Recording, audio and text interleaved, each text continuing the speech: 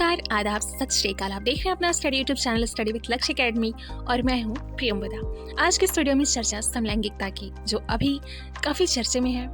और जैसा कि आप जानते हैं कि धारा 377 के तहत 2018 में इसे मान्यता दी गई थी, यानी समलैंगिकता को अपराध की श्रेणी से बाहर निकाला गया था। तो आइए सबसे पहले समझते हैं कि समलैंगिकता है क्या।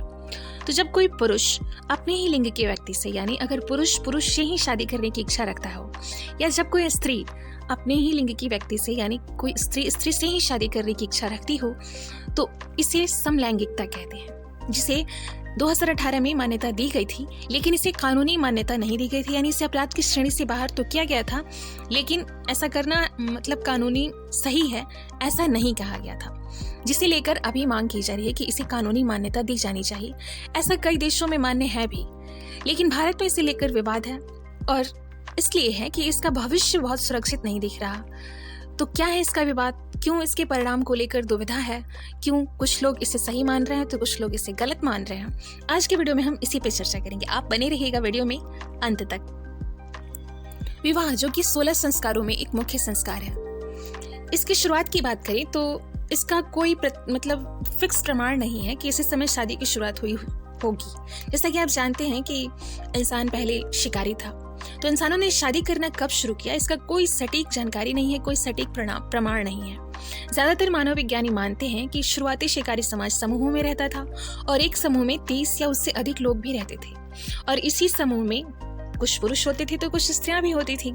इन समूहों के लीडर कुछ पुरुष होते थे जो समूह की कई महिलाओं के साथ संबंध बनाते थे और उन्हें आपस में शेयर भी करते थे।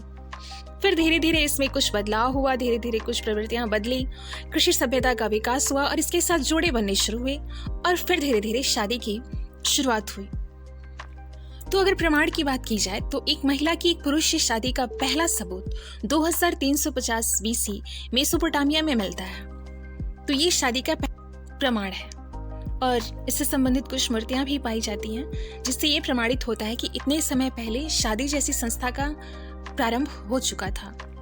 और ये मूर्तियां मेसोपोटामिया सभ्यता में देवी इन्नाना और सुमेरियन राजा दुमीजी की, और इन्हीं की शादी को दर्शाती है यह कलाकृति। अगले सैकड़ों वर्षों में इब्रानियों, यूनानियों और रोमनों ने शादी को एक व्यापक संस्था के रूप में विकसित किया। इसी दौरान शादी और तलाक के नियम भी तय हुए। तो जैसा कि आपको मालूम है कि शादी की शुरुआत हुई तो तलाक होना भी स्वाभाविक था, तो धीरे धीरे शादी और तलाक के नियम भी बनाए गए और उन्हें फॉलो करना शुरू किया गया। बात अगर भारत की करें तो भारत में शादी के शुरुआती सबूत वेदों से मिलते हैं। माना जाता है कि वेद करीब 1500 ईसा पूर्व के हैं, और वैदिक काल में विवाह एक जरूरी धार्मिक संस्कार था, क्योंकि यह 16 संस्कारों में से एक प्रमुख संस्कार था। पति पत्नी मिलकर यज्ञ करते थे। पुत्र पैदा करना शादी का एक आवश्यक उद्देश्य होता था, यानी अब ये शादी किसी विशेष उद्देश्य को लेकर की जाने लगी। करीब 200 ईसा पूर्व से चली आ रही हिंदू कानूनी संहिता मनुस्मृति में 8 तरह के विवाह का जिक्र है, जिसे आपने भी पढ़ा होगा, जिसमें ब्रह्म, देव, आर्ष, प्रजापत्य, असुर, गंधर्व, राक्षस और पिशाच, ये अलग अलग तरह के विवाहों की प्रक्रिया। भारत और विश्व की सबसे प्राचीन सभ्यताओं में से एक सिंधु सभ्यता, इसमें राखी गढ़ी के पास हड़प्पा सभ्यता की खुदाई में रिसर्चर्स को एक कब्र मिली, जिसमें पुरुष और स्त्री को पूरी रिचुअल्स के साथ एक जगह दफनाया गया था, जिसे आप इस चित्र में देख सकते हैं। तो ये भी शादी के प्रमाण को पुष्ट करती है। रिसर्चर्स का मानना है कि एक जोड़ा था जिसे सामाजिक मान्यता मिली हुई थी, यानी करीब 4700 साल पहले भारत की हड़प्पा सभ्यता में शादी जैसा कॉन्सेप्ट प्रचलित था। हालांकि इस दावे पर अभी पुख्ता सबूत की जरूरत है। मानव विज्ञान मानता है कि पुरुष और स्त्री बायोलॉजिकल वजहों से एक दूसरे की तरफ आकर्षित हुए, संबंध बनाए और बच्चे पैदा किए। शिरली ए हिल के series families a social class perspective के मुताबिक इंसान समूहों में रहने लगे और एक परिवार बना। धीरे धीरे एक परिवार का जन्म हुआ, जिसे आप इन चित्रों में देख सकते हैं। फिर धीरे धीरे कृषि सभ्यता का विकास हुआ, और इसके बाद परिवार और जोड़ों को सामाजिक मान्यता मिलनी शुरू हुई, और यहीं से शादी की शुरुआत हुई। इसके बाद शादी को एक धार्मिक रंग दिया गया। इसमें अब धर्म की एंट्री हुई। भारत में शादी के शुरुआती सबूत ही धार्मिक ग्रंथों में मिलते हैं, लेकिन पश्चिमी देशों की बात करें तो यहाँ शादी में धर्म का दखल बहुत बाद में हुआ। एक प्रचलित किताब हिस्ट्री ऑफ द वाइफ में मार्लिन यालोम कहती हैं कि दूसरी और तीसरी सदी के रोम में समलैंगिक शादियां बेहद आम हो गई। यानी अब धीरे धीरे समलैंगिक शादियों को भी काफी प्रचलन होने लगा। ईसाई और इस्लाम धर्म के उभार के साथ समलैंगिकों का शोषण बढ़ गया। करीब 1500 साल तक इन्हें एक कलंक की तरह देखा गया और आज भी देखा जाता है, लेकिन ये गलत है। जहाँ तक मेरा मानना है कि यह व्यक्तिगत स्वतंत्रता का मामला है और कोई कैसे जीना चाहता है ये उसकी अपनी स्वतंत्रता है, क्योंकि भगवान की तरफ से हम सभी पूर्णतः स्वतंत्र ही पैदा हुए हैं। तो 1791 में फ्रांस वह पहला देश बना जिसने समलैंगिकता को अपराध की लिस्ट से बाहर निकाला। यानी यहाँ पे समलैंगिकता को मान्यता दी गई। धीरे धीरे अन्य देशों ने भी ऐसा ही किया और अभी फ्रांस, जर्मनी, बेल्जियम, अमेरिका सहित दुनिया के 31 देशों के संविधान में सेम सेक्स मैरिज लीगल है। तो इसके कुछ ऐतिहासिक किस्से भी हैं, यानी इतिहास में भी इसका प्रचलन रहा है। तो आइए उसे समझते हैं। तो पुरुष से शादी की बात करें तो रोम के सम्राट नीरो को पहली शताब्दी ईस्वी में कम से कम 2 समलैंगिक शादियों के लिए जाना जाता है। उन्होंने एक सार्वजनिक समारोह में पहले पाइथागोरस और बाद में स्पोरस नाम के युवक से शादी की थी। इंपीरियल कोर्ट से उन्हें अपनी पत्नियों के रूप में मानने को मजबूर किया था,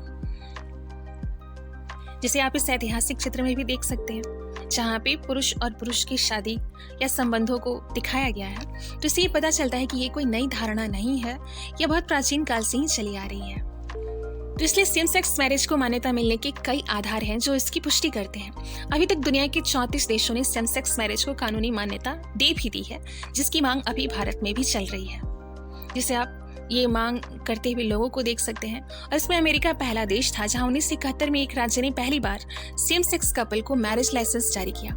अमेरिका में सेम सेक्स मैरिज को कानूनी मान्यता 2015 में ही मिल गई थी।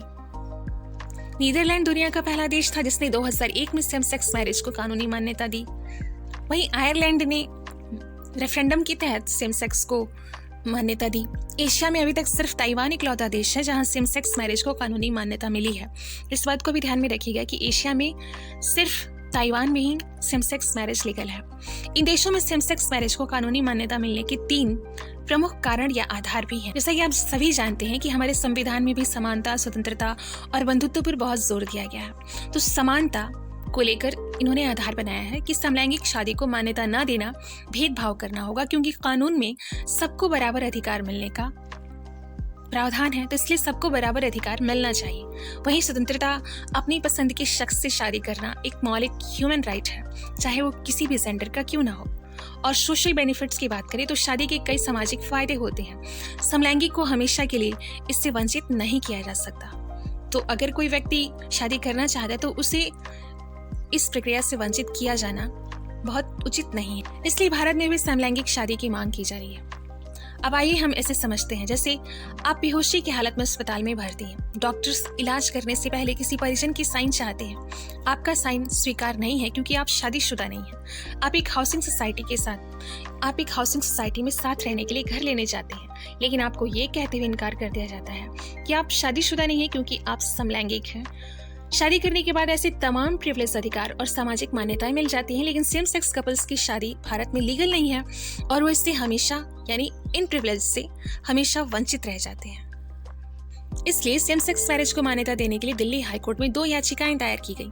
समलैंगिक शादी से जुड़ी सभी याचिकाकर्ता को सुप्रीम कोर्ट ने बुलाया। सरकार ने दावा किया है कि सेम सेक्स मैरिज को मान्यता देने से पर्सनल लॉ के सिस्टम में उथल पुथल मच जाएगी, यानी इसे लेकर जो विवाद है उसमें सरकार का पक्ष है कि इससे पर्सनल लॉ डिस्टर्ब होगा। कानून मंत्री किरण रिजिजू ने कहा है कि शादी एक पॉलिसी का विषय है जिसे संसद और विधायिका तय करेंगे।